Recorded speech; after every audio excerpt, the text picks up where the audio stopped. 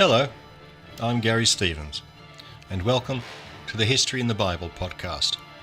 All the history, in all the books, in all the Bibles.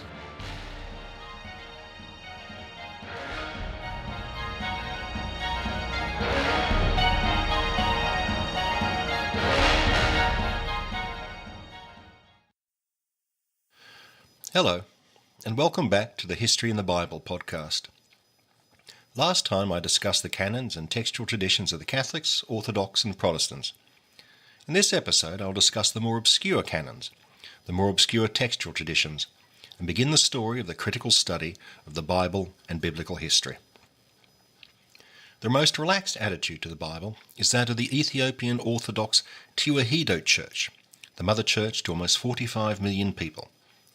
To give you some idea of the size of this community, it is twice as large as the entire Baptist congregation in the United States and about half the size of the worldwide Anglican Communion. The Ethiopians claim an ancient history in both Judaism and Christianity. It is said that Ethiopia's ruling dynasty, only expelled in 1974, was descended from King Solomon and the Queen of Sheba. Ethiopian Jews, known as Beitar Israel, House of Israel, are accepted by the Israeli rabbinate as fully Jews and accounted the descendants of the 10 lost tribes. The DNA evidence is mute on the matter. The best we can say is that Judaism was established in Ethiopia by Jewish migrants from Egypt. This must have happened before the 2nd century BC, as the Beitar Israel do not celebrate Hanukkah, which commemorates the restoration of the temple in 164 BC. Christianity became Ethiopia's state religion at about the same time it did in the Roman Empire, although the history is murky. The Old Testament canon of the Ethiopian Orthodox Church is the most expansive amongst all the faiths, and it is only loosely defined. Some of its books have never been translated from the ancient liturgical language Ge'ez. As in the Jewish tradition, Kings and Samuel are a single book. Proverbs, though, is split in two, and Chronicles is divided into two as in the Christian tradition. Of course, the Book of Ezra, known in Greek as Esdras, becomes yet again the bane of my life. The Ethiopians follow the Jews in combining the books called Ezra and Nehemiah in the Catholic and Protestant canons into one, but they don't stop there. They also throw in 2 Ezra, which includes a text called the Apocalypse of Ezra. Together they correspond roughly to the Greek Orthodox book 1 Esdras, and to 9 chapters in 3 Esdras. Are you confused? So am I. The Ethiopian Orthodox canon also throws in 2 books called Maccabees. You might think that these were the same as the 2 books of Maccabees in the Catholic canon, but no. They cover roughly the same historical territory but have nothing in common with Maccabees. Finally, the Ethiopian Orthodox include the books of Jubilees and 1st Enoch, and the otherwise unknown book of Josephus, for a total of 48 books.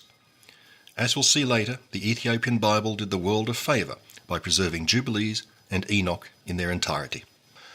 Last episode I also discussed the 2 great biblical textual traditions that scholars grapple with. There are 3 lesser traditions that also occupy them. The first is the Samaritan Pentateuch. The Samaritans today are a small and depressed community, a few hundred strong. They claim to be the descendants of the Judeans left behind when most were carried off to Babylon in the deportation, a claim with some DNA evidence behind it. The Jews have rejected that claim since the time they returned from Babylon, and have shunned the Samaritans ever since. You probably know the Samaritans from the parable recounted in the Gospel of Luke. Quote, Luke 10:30. Jesus replied to the scholar of the law, "A man fell victim to robbers as he went down from Jerusalem to Jericho. They stripped and beat him and went off leaving him half dead. A priest happened to be going down that road, but when he saw him, he passed by on the opposite side. Likewise a Levite came to the place, and when he saw him, he passed by on the opposite side. But a Samaritan traveller who came upon him was moved with compassion at the sight. He approached the victim, poured oil and wine over his wounds, and bandaged them. Then he lifted him up on his own animal, took him to an inn, and cared for him.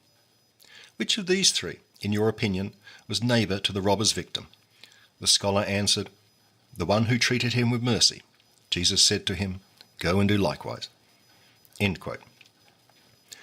The Samaritans recognize only the Pentateuch, the first 5 books, as their word of God. Their version differs in many respects from both the Masoretic text and the Septuagint, differences commented on by the early church fathers Origen, Eusebius, and Jerome. As the Samaritan population diminished after the Arab conquest, their Pentateuch lapsed into obscurity until recovered by Europeans in the early 1600s.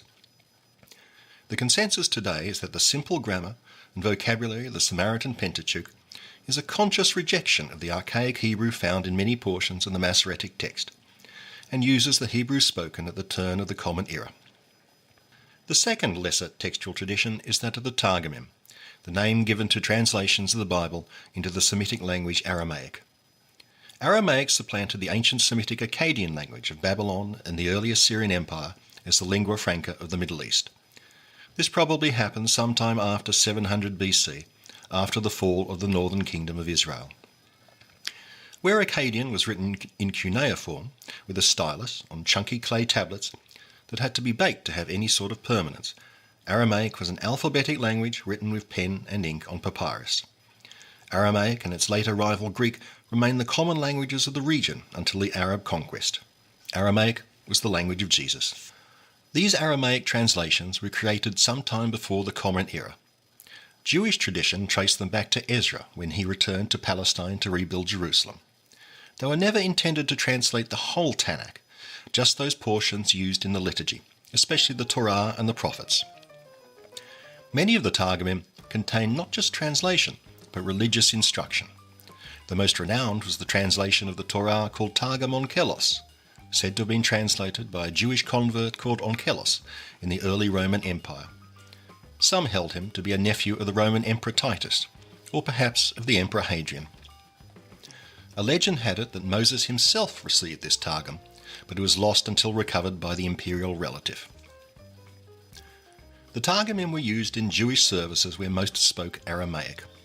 A portion would be read from the Masoretic text, then another person would read its equivalent from a Targum. The rabbis were ambivalent about the Targumim, recognizing their importance in educating the faithful, but wary of reading too much into the Aramaic as opposed to the Hebrew. The reader of the Hebrew text was forbidden to prompt the reader of a Targum, lest anyone should say that a Targum was included in the text of the Bible. As the use of Aramaic declined in the Middle East after the Arab conquest, so did the use of the Targumim. But religious conservatives insisted that the Targumim were essential parts of the liturgy, even when no one spoke Aramaic. The rabbis who ran the great early medieval academies in the Middle East under the Abbasid Caliphate were astonished to find that Spanish Jews had long abandoned the Targumim. Today, Aramaic translations are only used by Yemenite Jews in their liturgy. The third and final lesser textual tradition is the text of the Peshitta, written in Syriac, an important dialect of Aramaic that emerged in the first centuries of the Christian era. Syriac was spoken from northern Syria to Mesopotamia.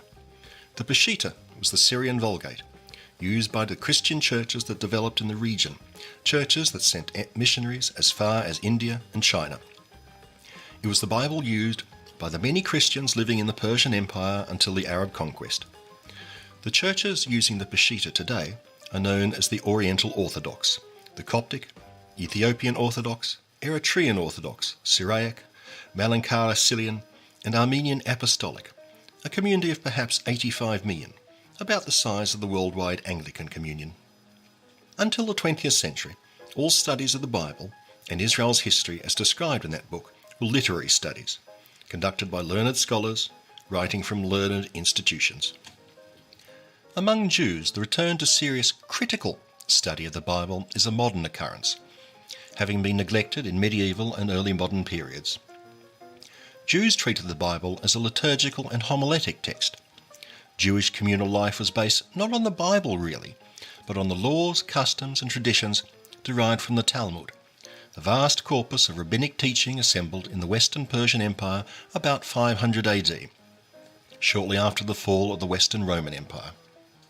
Rabbis actually required very little biblical learning. They had to know the Torah, of course, which was divided into 54 portions called parashot, and read in an annual cycle in Sabbath services. Services also included a reading called a haftarah, usually taken from one of the major prophets. And one of the 5 megalot was read at 5 important occasions during the year, Song of Songs, Ruth, Lamentations, Ecclesiastes, and Esther. Amongst the Jewish ultra-Orthodox community today, the Torah is held first in holiness, but not in authority. That honour goes to the oral law as embodied in the vast Talmud, believed to be the authoritative interpretation of the Bible. Children study the Tanakh in Orthodox schools, but when the time comes for boys to study the Talmud, they cease to read the Tanakh, save for the readings commanded by the annual cycle of the liturgy. Modern rabbinical high schools, the yeshiva, even the most liberal, concentrate on the Torah and the Talmud. Save for those first 5 books, the Torah, the rest of the Tanakh, the rich and glorious literature of the Old Testament, is paid scant attention.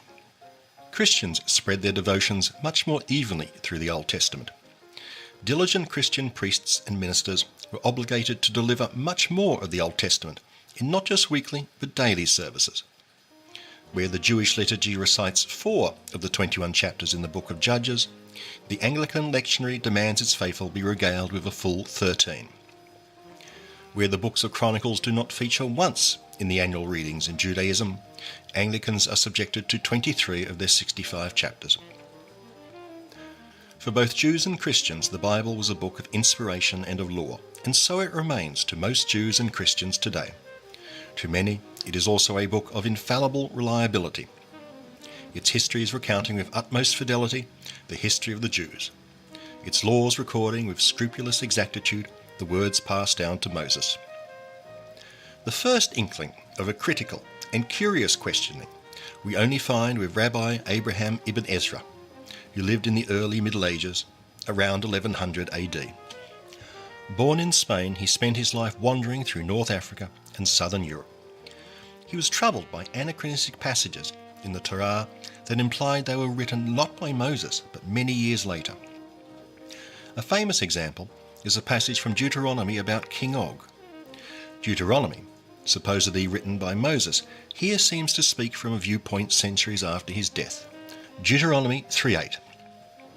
Thus we seized at that time from the 2 Amorite kings the country beyond the Jordan, from the Wadi Arnon to Mount Hermon, all the towns of the tableland, and the whole of Gilead and Bashan, as far as Salca and Edrei, the towns of Og's kingdom in Bashan. Only King Og of Bashan was left. His bedstead, an iron bedstead, is now in Rabbah of the Ammonites. It is 9 cubits long and 4 cubits wide by the standard cubit. End quote. This may seem a tiny inconsistency to us, but to the Jews of the Middle Ages, who deeply believed that the entire Torah was divinely dictated in a word-perfect manner to Moses, it was deeply troubling. The next great questioner was Baruch Spinoza. Spinoza is one of the most influential thinkers in Western history. He lived in the Dutch Republic at the height of its power and fame in the late 1600s. His family Jewish refugees from Portugal. A generation before Spinoza, the Pilgrim Fathers had fled the tolerant liberalism of the Republic to establish their own theocracy in America. Spinoza was everything that annoyed the Pilgrim Fathers, a critic and a questioner. In the Netherlands, Spinoza found a convivial environment in which to develop his views. Although he was vilified by the local Jewish community, he was left alone to write as he wished. He made his living by grinding lenses for the new technological wonders of the telescope and microscope. He is possibly the first atheist or perhaps pantheist in Europe, although it may be that the British writer Thomas Hobbes has a better claim to that perilous belief, which could cost you your life in 17th century Europe. The least of his many achievements is that Spinoza salvaged Ibn Ezra's ideas from the half-forgotten past and kept them before the intellectuals of Europe. While Spinoza was building a body of work that would influence European intellectuals for centuries, a minor French Catholic priest by the name of Richard Simone was making his own mark in biblical criticism. Simone was an ardent Catholic and committed opponent of the Protestants. The Reformation Protestants, Martin Luther foremost amongst them, had disavowed the vast and weighty tradition of the Catholic Church. Luther had rejected all the books in the Catholic canon that were not known to the Tanakh as lies and fabrications. To Luther and other Protestants, the canon was key. The corrupt Catholic tradition was nothing. Simone wanted to overturn that by demonstrating the decisive role of tradition in the formation of the Old Testament. In his critical history of the Old Testament, Simone subjected general questions concerning the Bible to a treatment which was comprehensive in scope and analytical in method. Along the way, he called attention to the double narratives and variation of styles in the Torah, and concluded that Moses had only written the legal portions in the first 5 books. The rest were authored by unknown analysts. For his efforts, he was expelled from his order and his book burnt. The notion that the Bible was not the unchanging word of God, but a product of human understanding and human effort, exploded into the salons of Europe a century after Simone. The man responsible was the Enlightenment critic Johann Salomo Semler. By the time Semler wrote, it was no longer a hanging offence to question the Bible. His contemporaries in America, Benjamin Franklin and Thomas Jefferson, were openly either atheists or deists. George Washington went out of his way to be inscrutable on the question. Semler wrote prolifically and systematically on the history of the biblical books. He pointed out the differences in the canons of the Jews and the Samaritans, averring that the holy books had a history that must be scrutinized. One of the questions the new criticism contemplated was the reliability of the Bible's history. The Bible implied that the universe had a definite beginning, which was only a few thousand years ago. The idea that humanity was far older than that was commonplace amongst the Greeks, Egyptians, Assyrians and Babylonians. Aristotle and other Greek philosophers had argued that the world was eternal. It had always been here. In the late Middle Ages, right through to the Renaissance, many scholars agreed with them. Of those who refused to discard the Bible's idea of a fixed beginning, many nonetheless thought that the world was much, much older than a few thousand years. On the verge of the Reformation in the early 1500s, most Catholic scholars in fact believed the world to be tens, if not hundreds of thousands of years old. But as Protestantism spread across Europe, the Church acted to enforce conformity with the Bible's teaching. By 1600, the Catholic Church was stomping on the face of anyone who believed that the universe was more than 5,000 years old. In the 19th century, some Protestants wholeheartedly embraced this Catholic ideology, not knowing that its original intent was to suppress the very Protestant views they held so dear. The Bible seems to supply a way to calculate how old the world is, and to establish a firm chronology for history. All you have to do is add up all the ages and dates of the lineages in the Old Testament. But there were many problems with this. The Septuagint and the Masoretic text give different lifespans for those before the flood. The Septuagint consistently makes the antediluvian patriarchs longer lived than the Masoretic text does. The Septuagint often adds 100 years to the lifespans. For example, according to the Masoretic text, Abraham was born 1,946 years after Adam. According to the Septuagint, Abraham was born 3,412 years after. The Samaritan Pentateuch has yet another dating, and has Abraham born 2,377 years after Adam. The Septuagint also adds a character called Canaan between the patriarchs Arphaxad and Salah. This person also appears in Luke's genealogy of Christ. Given the vast discrepancies between all these antediluvian heroes, the differences of dating in the period from Abraham through Moses to Solomon are minor. But after Solomon, the problems appear in an even more vexatious form for the dedicated chronologer. And not because of differences in the textual traditions. The books of Samuel, Kings, Chronicles, Ezra and Nehemiah supply us with a plethora of dates, all of them inconsistent, none easy to reconcile. After Ezra and Nehemiah, the Bible has no dating information to supply until the books of Maccabees. None of these problems prevented generations of Jewish and Christian scholars from constructing their own dating systems. Although the rabbis would contest it for centuries, they eventually decided on the date calculated by Yosei ben Halafta, a rabbi who lived at the height of the Roman Empire. In his work, The Great Order of the World, he computed that the world was created in 3761 BC. Christian scholars had come up with a variety of dates, anywhere from 4000 to 5000 BC. The one that became famous in the English-speaking world was the proposal 4004 BC by the primate of all Ireland, Archbishop Usher, who published his research in 1650 in the Annals of the World. By an accident of history, this date was quoted in later annotated editions of the King James Bible and came to be the accepted computation for the date of creation in the English-speaking world. But Ussher in fact made no computations to settle on 4004 BC. What he did not do was use the various biblical genealogies and kings' reigns to work backwards and establish the date of creation. Instead, he established the date of creation first and then worked forward. His account is quite confusing. He started with the dating system recently invented by Joseph Scaliger, a formidable and influential historian in the Netherlands. Scaliger was the first to take chronological issues seriously, arguing that ancient history was not just about the Greeks and Romans, but must also accommodate what little the West knew about Egypt, Persia and Babylon. Scaliger devised a universal dating system that would let him compare the many calendars of the ancient world. He started by noting 3 ways of marking off time. The first is a Roman cycle of 15 years called an indiction, introduced in the late Roman Empire for taxation purposes. Every 15 years your tax base was reassessed. Amazingly, indictions were still in use in some parts of the Holy Roman Empire in the early 19th century. The second is a lunar cycle of 19 years. Every 19 years the new moon appears exactly on the same date. The third is a solar cycle of 28 years.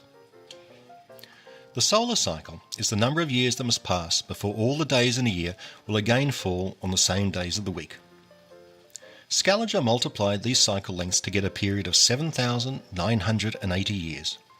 Only once in this long period would a year be simultaneously, say, the 9th year of the solar cycle, the 1st year of the lunar cycle, and the 3rd year of the indiction cycle. Now he needed a starting point, a point far enough back in time to encompass all of recorded history. His starting point of 4713 BC was chosen as the nearest past year in which the 3 cycles began together. He called his system the Julian period or Julian date, probably after the Julian calendar then still used in France and the Netherlands. Ussher works through all this and then becomes coy and vague. This is the sole passage in which he justifies his date for the creation. Quote, "I have noted the continual passing of these years as set forth in the Bible. Hence the end of Nebuchadnezzar's reign and the beginning of his son Evil-Merodach's reign was in the 3442nd year of the world.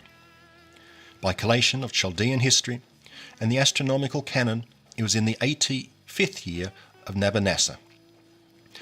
That was 4152 Julian period. From this I deduced that the creation of the world happened in the beginning of the autumn of 710 Julian period." That's it. Ussher baldly states, "From this I deduce." He has not a word to say how he deduces that. He simply pulls his deduction out of thin air. What really happened? Almost certainly Ussher took the widely held notion that the world would last 6,000 years, 4,000 of which passed before the birth of Jesus. He knew that the date of 1 AD was a miscalculation for the birth of Christ, and settled on 4 BC for that date. Voila, 4004 BC. He felt vindicated when he compiled his chronology of the world and discovered that Solomon's temple was completed exactly 3,000 years after creation. Proof positive. After Ussher, a few bold individuals suggested that the world was very old, and that a race of men had existed before Adam, a race unknown to the Bible. They were forced to recant. And while they were not burnt, their books were. As Johann Semler was quizzing the history of the biblical books, Ussher's estimate for the date of the earth was the most widely accepted, at least in the English-speaking world. That confident calculation was about to be challenged. We'll see what happened in the next episode of The History in the Bible.